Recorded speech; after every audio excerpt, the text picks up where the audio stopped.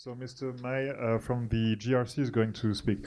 David, please take place. You're a last-minute comer to this conference since you were only added to the speakers list after the conference was publicly announced.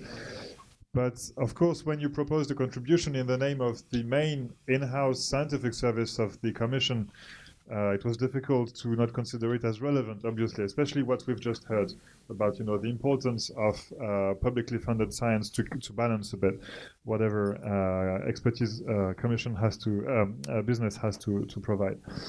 So we agreed that you would talk about the challenges of providing impartial evidence for policymaking. And on a personal note, may I insist a little bit that you insist about the challenges so that we can have possibly an idea of possible solutions. So can you please be as blunt as you can in the problems you're facing in your work? Thank you very much. You have 15 minutes. Congratulations on organising this event and what's happening tomorrow. It is part of my job to go to a lot of discussions about the relationship between science and evidence and policy. And there are an enormous number of these events now in Brussels. In fact, I came from one just before this on big data and policy. So lots of people thinking about how big data should fit into the policy process. Last week, we in the European Parliament organised something called Science Meets Parliaments, when we looked at how scientists should interact with parliamentarians. So this is very much a vogue topic. I have to say what is refreshingly interesting and unusual about this one is almost all the events I go to in this subject are full of scientists, and their constant complaint is how they are utterly ignored by the policy process and how can they have some influence on the policy process. So it's quite refreshing to have rather a different angle on this debate that you are putting forward. But there's an enormous frustration amongst the scientific community. They do not feel that evidence is percolating through to the policy process. You gave a very short introduction for who we are, but we're not a very well-known part of the Commission, so I perhaps should explain who we are. We have two former doyens of the JRC here as well, who I'm sure can share their experience as scientists working in the JRC. We are, I think it's the second biggest department in the European Commission, but we are not a policy-making department. We are a department made up of scientists, about 2,000 scientists, and our job is to support policy-making inside the Commission by bringing scientific evidence into the policy process. We have all the normal recruitment and remuneration requirements of Commission staff. So if you consider public servants are independent and all the rest of it, we fully comply with that. We are therefore completely independent both of national interests, which is obviously important in the European Union, and of commercial interests. Manifestly, we are not independent of the European Commission because we are an integral part of the European Commission. And my colleague tomorrow will talk about the science advice mechanism, which is designed to put in place some independent scientific advice of the European Commission. We have some sort of a role in pretty much every sort of European Union policy you care to name. We advise pretty much all the DGs of the Commission. Obviously, for some policy areas, we do an awful lot of the science that they need. For others, it's only a little bit, but we do pretty much something for everyone. So we have an ambition to also connect the various bits of advice and evidence that we're providing across the board. We do, of course, have, as on top of the normal Commission deontology on proper administrative behaviour, we have our own code of integrity about how we go about the business of doing our science as well, to make sure that we meet the highest possible scientific standards. Because we're a rather unique organisation, and there really aren't so many of us around the world. On the one hand, we have one foot in the scientific community, because to do our job, we cannot do it without connecting to good scientists around the world. But on the other hand, we have a foot in the policy-making community. So we go to the internal Commission meetings that decide on policy, impact assessments, and all the rest of it. Now, we don't do science on every single thing, and listening to your debate, one of the things that we don't do is around the work of EFSA and EDC in Helsinki, because, of course, those institutions have been created to do the risk assessment there, so there's no point us duplicating the work. We did a lot of the work on chemicals and helped set up the EDC, but once that responsibility passed there, we stopped doing that. but we do an awful lot in all sorts of different places. Getting evidence, good evidence, into policy making is, if you take a long view of a historian, pretty important, because if you look at civilization and progress, you can see it's reasonably well correlated with the ability of administrations and governments to better use the knowledge we have about what is happening to humans, societies, economies, and the planet. So doing this is a very important task. It is incredibly difficult. I have a policy background. I used to work in DG Santé. I came to the JRC 4 years ago. And there are a number of problems in trying to connect science and policy, perhaps not quite the same ones that you've identified. The first one, which I think Silvio touched on a bit, is that there is a fundamental philosophical distinction between what science is trying to do and what policy is trying to do. And it's known in philosophy as the is-ought distinction. So science tells us what is. It tells us what the facts are. And policymaking is fundamentally trying to decide what we do about these things. And there is no necessary fundamental link between what is and what should be. These are two quite important different categories. There is a link, but there is no necessary axiomatic link between the two. And therefore, that means that the projects of science and policy are also fundamentally different at heart. Scientists are trying to know things, trying to win the battle of truth. And the political battle is actually about trying to do things, which is a different sort of intellectual project. And that's why these things do often intersect. And so there are enormous problems in bringing the worlds of science and evidence together and making them work. The first particular challenge that we see in trying to do this is very simply a problem of timing. The scientific and research cycles and the policy cycles move sometimes at different speeds, but also they happen to be at different places at different times. And the biggest challenge we face is making sure that we are able to produce the evidence at the right place in the right time. And that's incredibly difficult. It means science and scientists have to get better at understanding where policy is going and making sure their research is ready when it's there.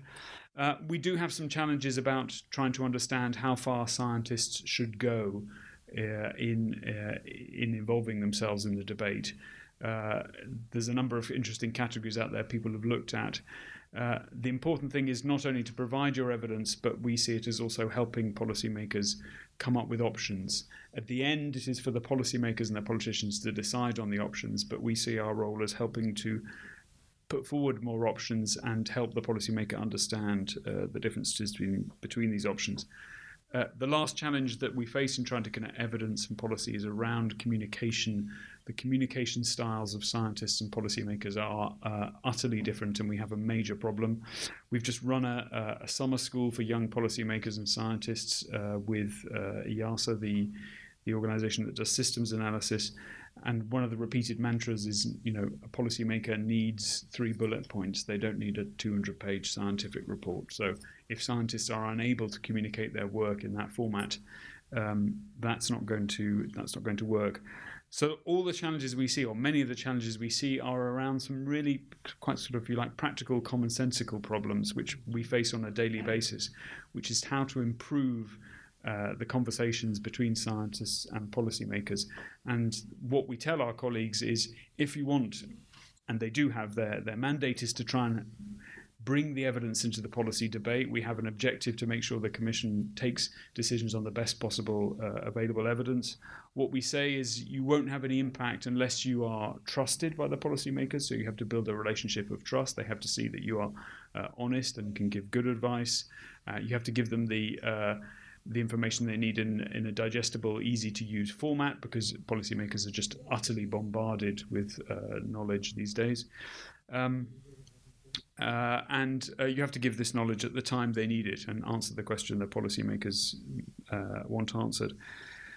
Question of independence is a tricky one. I think we've explored it quite well here. I mean, hearing the discussions, I'm minded to recall what Lord Robert Winston said. So he's a famous doctor in the House of Lords. And his conclusion is that there is no such thing as an independent scientist. No, it is just impossible for an individual to be independent. Independence you get from building institutions which collectively have checks and balances and peer reviews and all the rest of it to bring about independence. So the idea that there is some sea green, incorruptible individual is in his view not possible. And the other reflection I had hearing the discussions is, from a scientific point of view, perhaps we should concentrate on the independent replicability and repeatability of results.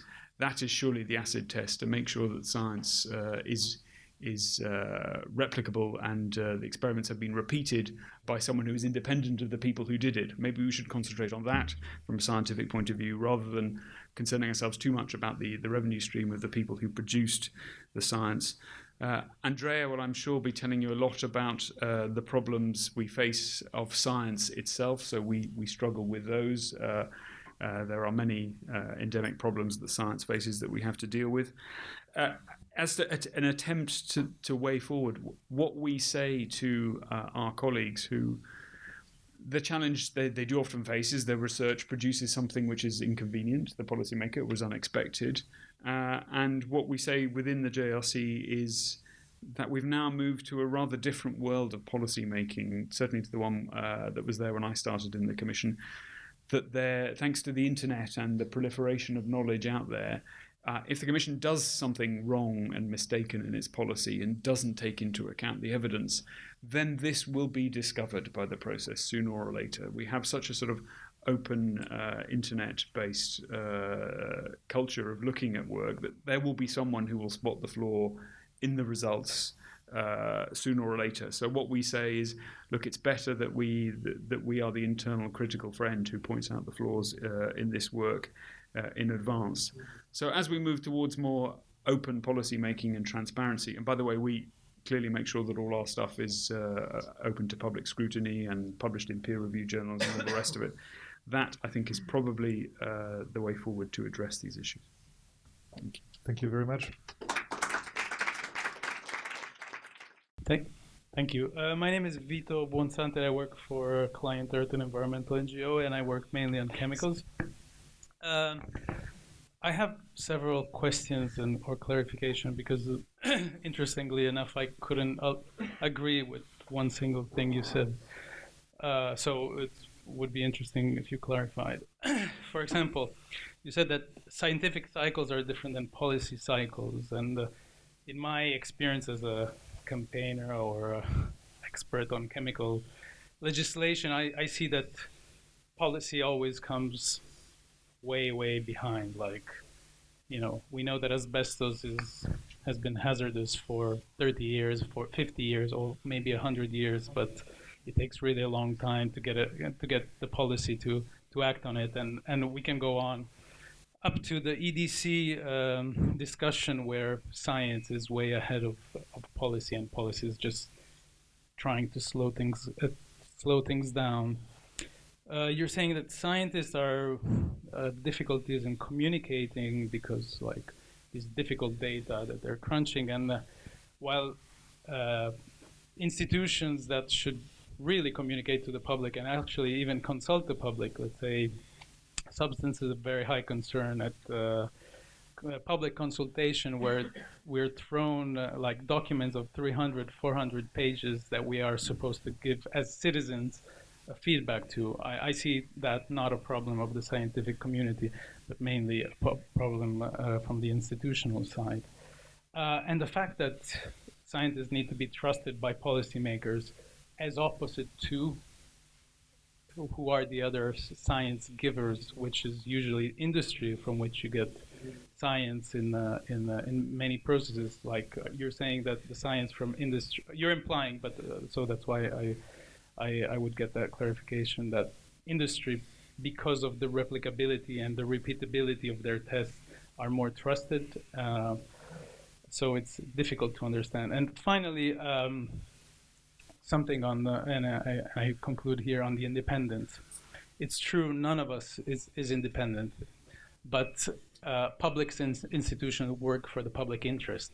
So you should be biased toward the public interest, while their other vested interests are something different. So we can at least make that sort of distinction when we look at what kind of bias we have.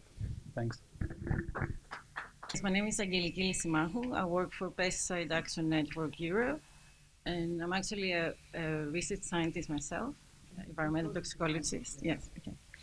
And just one comment after, I mean, Victor covered a lot, but there is one that you said at the end that if a policy is not based on solid science, this will be discovered.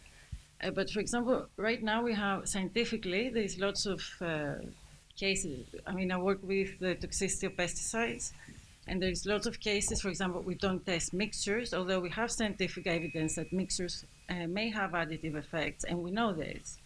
And we have the case of endocrine disruptors and the no-IL that we haven't changed them because of endocrine disruption yet. I mean, there's lots of cases that we have scientific evidence. What's your role on this? Yes, I'm David Hammerstein. I represent the Transatlantic Consumer Dialogue, which is a forum of consumer groups. I was previously in the European Parliament. I was the rapporteur for the Joint Research Center in Ispra. I've been there many times. I've spoken to many of the scientists there, for example, on issues of nanotechnology, issues of dangerous chemicals, alternatives to animal experiments, et cetera, et cetera. And what I think is very, very clear is a number of things. First of all, the European Commission cherry picks totally it's the policy things from JRC. Second of all, the scientific results of JRC are not socialized. They're not democratic. The people in this room are not interacting with that result. It's kind of like the scientists are researching in a cave, and they're picking out the policy. The politicians, or what I call, or the state market or the market state, are picking out what is very useful. What we need is, I would say, is a little bit what Bruno Latour is talking about. We need a kind of a parliament of the things, of the scientific things, to have a mediation, a democratic mediation of the things, with mediators, democratic mediators of what's happening with science. I don't agree with you at all that this is about the battle for the truth. I think obviously in the scientific debate, this is a very pre-Thomas Kuhn kind of argument, the kind of Newtonian physics of 100 years ago. And I think that's not at all the scientific debate today. This is like prehistoric. And I think what we're talking about today is something where there are many different scientific proofs. There are paradigms that are falling apart. There are some opinions facing other opinions. For example, opinions of scientists I've spoken about in Ispra about nanotech, saying this is a totally new world. The acting regulations do not fit at all.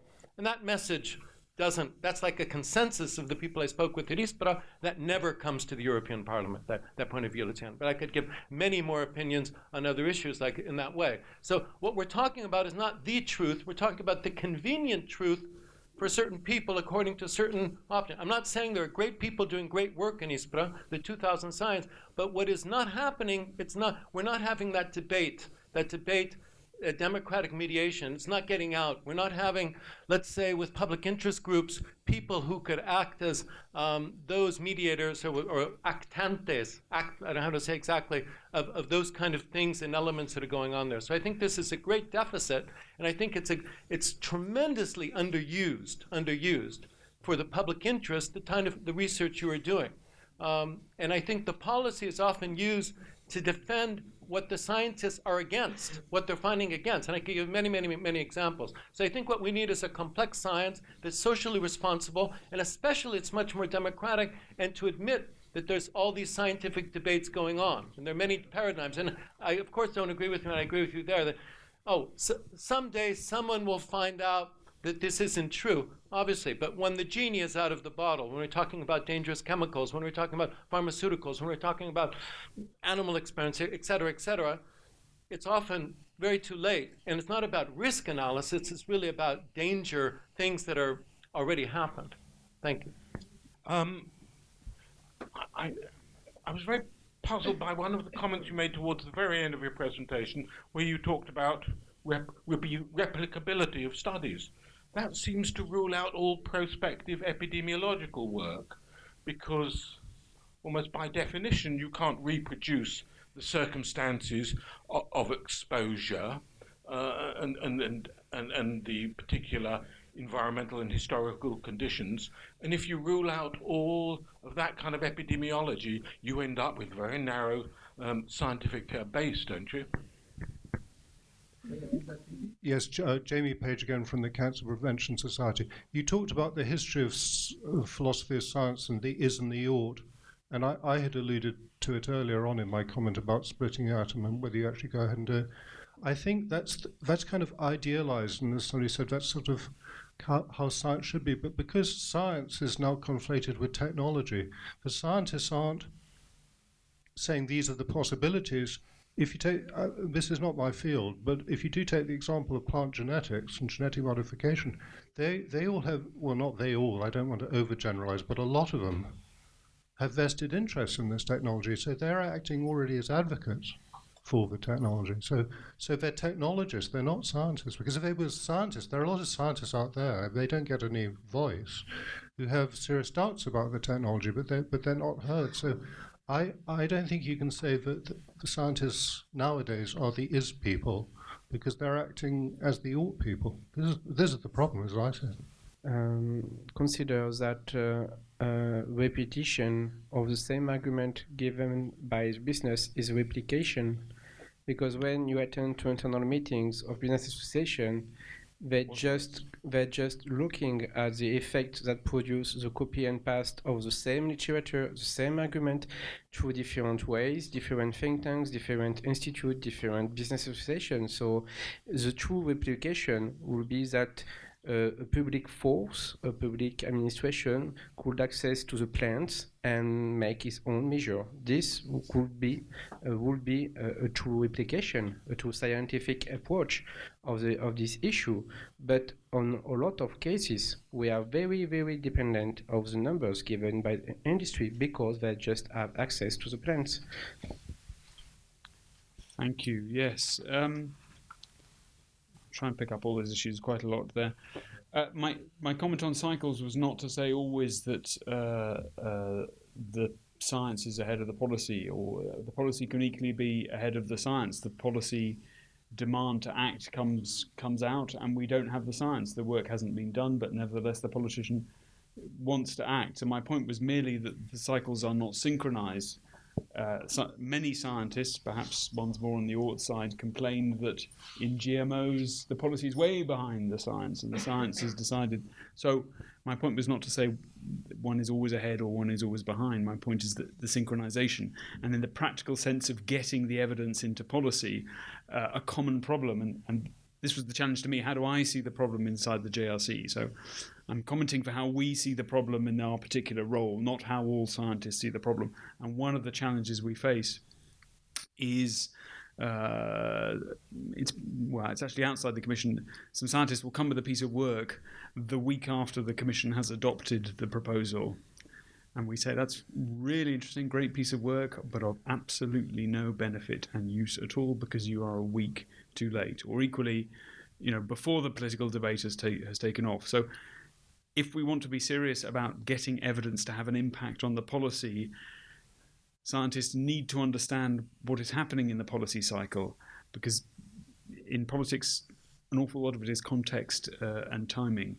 And if we don't get that right, then we don't have a hope of trying to influence how the policy debate takes out. So that was to perhaps clarify my remark there. That's an important question which we spend a lot of our time trying to get right. Question of we should consult and be open. I think perhaps the JRC we could be better at being more open. We tend to be very focused on dealing with the scientific community and the policy community. We're not terribly good actually at dealing with either industry or with NGOs. And one of the reasons why I very much wanted to come to this event, and Martin, you said you hadn't really heard much about us before, was because for a long time I have realized that we are not so terribly well known amongst the NGO community in Brussels. So one of the things I wanted to come here is to say, look, we do exist, and if you're interested in our work, come and talk to us about it, and you can come and visit our labs, and You will find all sorts of interesting people working on these issues, including on endocrine disruptors and all sorts of other things. So we are, as a public service, open to people to come and inspect our work. That's absolutely the mantra of what we do. So that perhaps addresses the question of what is the public interest. We are a service of the Commission working in the public interest. We have the full barrage of rules that are designed to ensure Commission public servants do work in the public interest. And on top of them, we have a series of scientific integrity rules to make sure that our science is of the highest possible integrity. Because we are using taxpayers' money to produce science, and there's no point for us to be paid by the taxpayer if we're not producing science which is independent of commercial or national interest. That is our entire raison d'etre for existence. Now, it's for others to judge whether we do that. It's for others to judge whether the rest of the Commission cherry picks our work. I don't honestly see that, but that's really for others to judge, not for me. One thing I said at the beginning, we are, of course, inside the process, so we are not independent of the Commission. We are giving scientific advice inside the process. If you look at the people who are talking a lot about scientific advice at the moment, they basically say there are two types of scientific advice. There are the people who are inside the process, and that conveys enormous advantages to be in the meeting rooms, for us to be able to talk to people in policy DGs as peers, as trusted peers. That gives us a voice at the moment when policy is being decided. But there are advantages also if you're outside the system, then you can throw tomatoes at whatever you think the policy is being produced. And we don't do that. We are an integral part of the Commission. And that is why Commissioner Modash has reacted to set up the mechanism that you will hear about today. So that means that the Commission has both access to internal scientific advice, which is independent of commercial and national interests, and then we have now, with the SAM, this independent scientific advice. In terms of the replicability of results, I'm certainly not saying abandon epidemiology at all, but I'm putting a point which I think is well made, that what is the heart of the scientific enterprise? The heart of the scientific enterprise is to repeat and be able to replicate results. And that is an essential element in science, and therefore that is something not to be forgotten in the debate about independence. We appear to have gone completely into the debate about who is funding the science and what are their interests and which side of the fence they are. But perhaps I wanted just to bring back to this question of what is at the heart of the scientific enterprise, which is the ability to replicate and repeat results. My notes are not so good. I hope I've covered all the points, but if there are things that people want to come back on, because there was... You gave me 6 questions there. Yes, could you please say it again? And so this professional bias that the technologists, I don't call them scientists, I call them technologists, have towards, if those are the people giving guidance on the science, you're going to get a very distorted view. And my concern is, A, there aren't enough independent scientists, and B, that the few ones that there are aren't being consulted. This is the point. I don't think I heard your answer. Okay, indeed. Well, I mean, I can't speak for all scientists. I can speak for how we deal with this issue in-house. And I have to say this is something that comes up all the time, and amongst my colleagues, actually, perhaps because they are paid by the taxpayer and they are not allowed to accept remuneration for anything else. I don't know what the reason is, but where we see this issue more is actually they are more reluctant to jump into the policy field. And so I have relatively few examples I've come across in my career of JRC scientists wanting to do this. Now, maybe it's because of the way we're set up and funded. So this is a real question for us in the JRC. Is what I want to do is try and encourage my colleagues not to start pushing a particular policy line, but doing the classic job of scientists giving advice to policymakers, which is putting other options on the table and helping the policymakers evaluate between the objectives. Sorry, we'll take a last short question by Nicholas. We know in the United States that distracted driving due to texting ends up, the data are there that it causes many more fatal accidents. The automobile industry, both here and abroad, are putting video display terminals in cars. They are obviously going to be a physical distraction. There are no data to date as to whether or not people who have video display terminals and can do their email through the computer, look up the restaurant they want to go to, there's no evidence that this is a danger. What if you were asked for advice? Would you say, sorry, there's no data? Would you say it ought to be studied? No, actually, I think the government really needs to seriously look at this problem. It's a very common sense problem. Data are not there. What's your answer? We study what the rest of the Commission wants us to study. So we are not independent of the Commission. So our work program and every single piece of work we do, we have, it's written in Horizon 2020 and it's written in our basic decisions. We do the work that the people who make the policy decide they need done. Now, that doesn't mean that they decide what the results are, but we don't just do work without making sure that there is someone in the policy. So if the people in DG Move come to us and say, we need you to do this work, then we do it. You didn't answer the question. I said, what would you advise? What would you advise with regard to video display terminals put in automobiles by the automobile industry? This is a problem where the technology is moving faster than the law or the policy, and somebody in the Commission says, look, I just lost a nephew. He died because of this. I want to know what the JRC is going to contribute today to this decision. Well, I'm not personally. I don't know so much about that, but I think what we could say is, we see this as a problem. This is what could be done, and we do that all the time. We suggest possible lines of research to the people making the policy, and at the end, if they want to do this work, then we do it. Do you need research? Do you need research? Do we need research? Generally, yes. For this question? I don't know. I don't know enough about the question to know what we need. Poll people in the room, I think you'll know the answer. Have you checked Volkswagen emissions? Have you had? I know on car emissions, the JRC has agreements with a lot of car manufacturers. I think you have had agreements with Volkswagen on their car emissions. Have all of those reports been published? Do you agree on the emissions of 11 million cars have now been recalled? Has the JRC given as good the official emissions report given by Volkswagen? So we certainly are involved in the emissions testing. We have the laboratories, I think you know well, in ISPRA, the Vela laboratories. I don't know yet, but because we've only just heard the story yesterday, but I'm not aware that we were aware of these problems and we had detected them. We are in the process of designing a robust testing regime which captures real-life driving testing, and I would hope that captures also the real experience of the car, and that we have a testing regime which captures any defeat, but I don't know the facts of that particular case. Sorry, David, can you please? Volkswagen emission rate.